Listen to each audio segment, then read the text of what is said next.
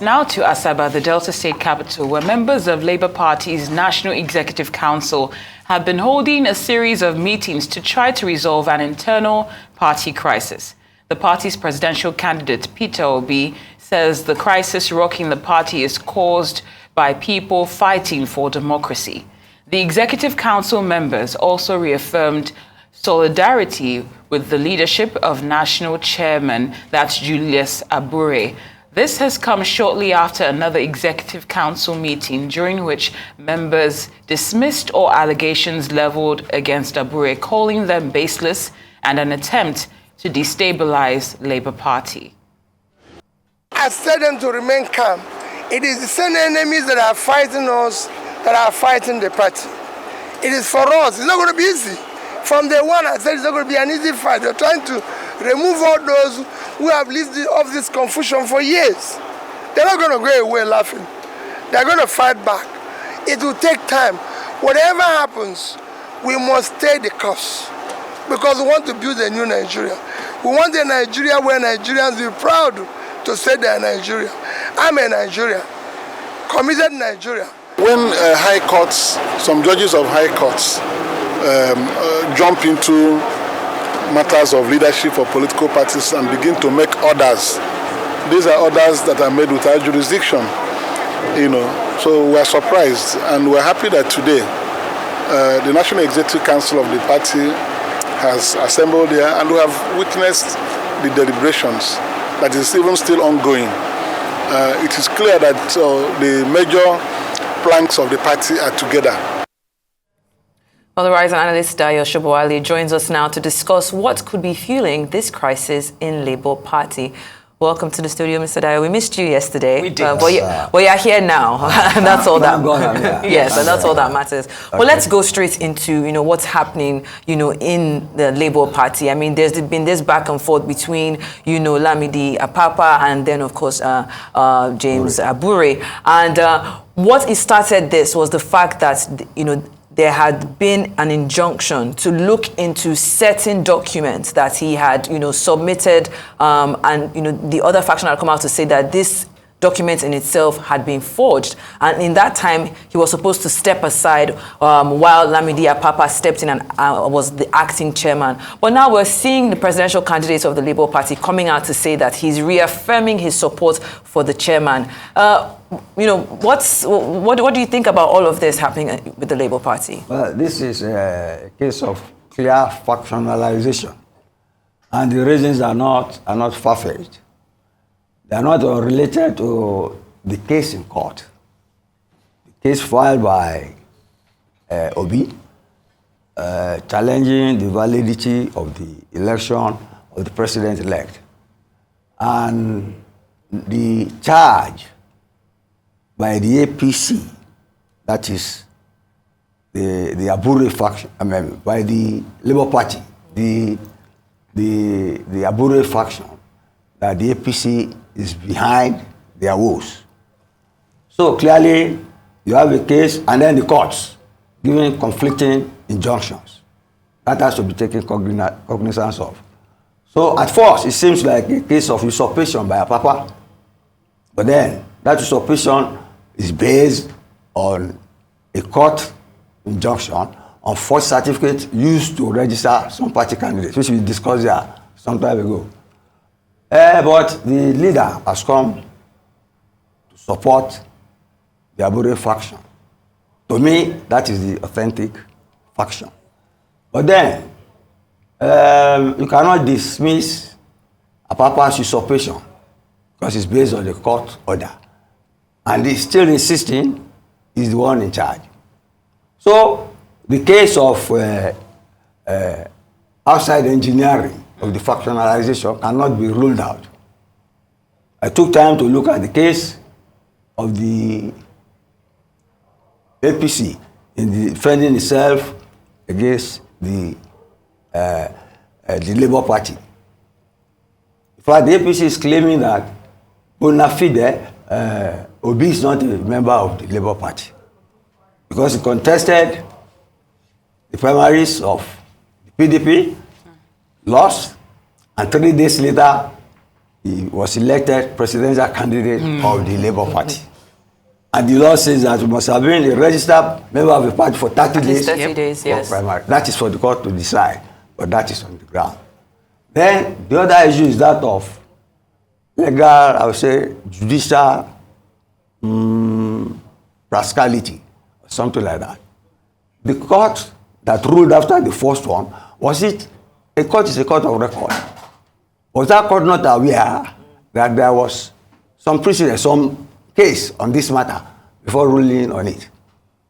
You see, from the little I know, a court is a court of competent jurisdiction. So which one are we to take now? That's confusion. And I think for this season, post-election litigation season, we are going to see more cases like that. So I think it is the duty of the National Judicial Commission Council to call these judges to order. They must look at the antecedent, the record. I mean, the lawyers must have stated what transpired before they come before this court. And if the lawyers did not state the exact fact, they should be taken to task. But we cannot be having two litigations on the same case by courts of on the same level. The Benin High Court and the High Court in Abuja. So that is my take. So, I mean, but doesn't I think Obi is trying to put his house in order. I think so. Out. But I want to dwell on this judicial, was it rascality? Was that the word you used? You are quoting me. I'm trying to quote you. I'm trying to quote you. Well, that's my word. The way I say it. Yes, it's definitely causing more, problems than solutions. Yes. And even if the judicial, is it, what did you mention? Rascality. No, the Judicial Council, was that what you mentioned? The National Judicial. Yes, even if they appoint judges. Yes, even if they look into that, what will be done in the interim for the Labour Party to move forward in having a sense of clarity regarding this? Well, that is the funeral of the Labour Party. You get me now? There's factional, their Papa man is hell-bent that he has taken over. You see? And I think there's no smoke without fire. Yeah. There's no more smoke without fire. The Labour Party is hell-bent on dislodging Tinubu as president-elect. So anything that the APC can use, although they will deny, but then you cannot be too sure. And then don't forget that up to a stage, the last presidential election before this, Obi was the vice presidential candidate for Atiku. Yes. So I'm sure he still has links. There may be people who may be envious of him, even in the PDP, that he left them abruptly and took away a lot of their members. So there's no love lost between him, the PDP, and the APC. But that is the nature of politics. See? Yeah. But I mean, struggling to get power, yes. by all means. I mean, you've said, and a lot of sources have come out to say that this division in the Labour Party is being purported by members of the APC, just trying to see how they can disrupt the Labour Party. But again, I also feel like what started this problem is being ignored, right? They have come out to say that James Abure did this thing, and they have been able to get an injunction to investigate that. Isn't that being ignored? If the investigation is carried out and it's either, okay, in fact, these documents were forged, then they know how to proceed. Or if they find out that these documents were not forged, then they can now put this whole back and forth to rest. Shouldn't that be the focus of the Labour Party right now? That is the way you see it. But that is not the way they see it. See, since, Papa was the deputy chairman. Yes. So he thinks it is done. And they have legal documents. It's not as if what they are saying is fictitious. And it is not as if they were not aware before they went to the polls for the presidential election. Maybe they concentrated on the election in the hope that they will come back to face it. And Abure himself must have been aware of that. And I'm sure even Obi. But what they are trying to do now is, first of all, to consolidate with one side and still face the odds. But you cannot deny that the Labour Party is a top force in Nigerian politics today, whether anybody likes it or not. You see, I wonder why the NLC has stayed so much on the sideline. Although this last election was the first time that NLC endorsed the presidential candidate of the Labour Party. You know, the Labour Party has always been a party of last choice.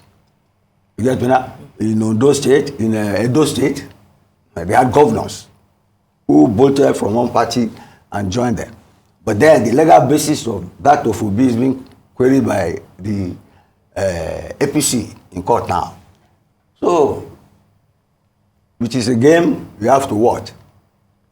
Either in the court or how, you see, Obi himself is fighting for his political life. I even saw something in the paper on NYC, where they put a certificate, his own NYC certificate, and the NYC said that certificate was not issued by them. You know, that's another ball game. Yes. That's why I'm happy I'm not a politician. I'm just be digging out my past. Honestly. But once you are seeking power, you must be sure of the sort of skeletons you have in your closet. Thank you, Mr. Sobowale. Now, using that as a premise, you know, what you saw, you know, the certificates, right? Yes. And all that's also happening, you know, we've been seeing happening with the Labour Party in terms of scandals and, you know, the crisis.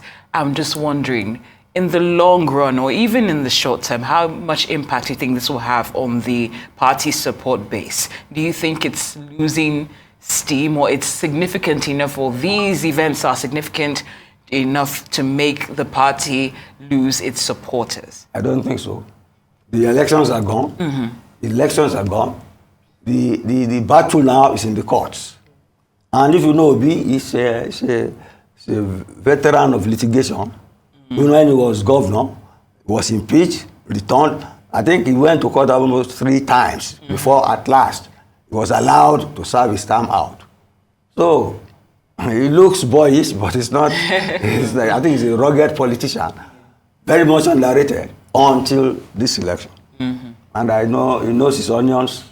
He will give both the APC and the PDP a good fight in the courts. Yes, that's the way I see it. Definitely. All right, then thank you so much.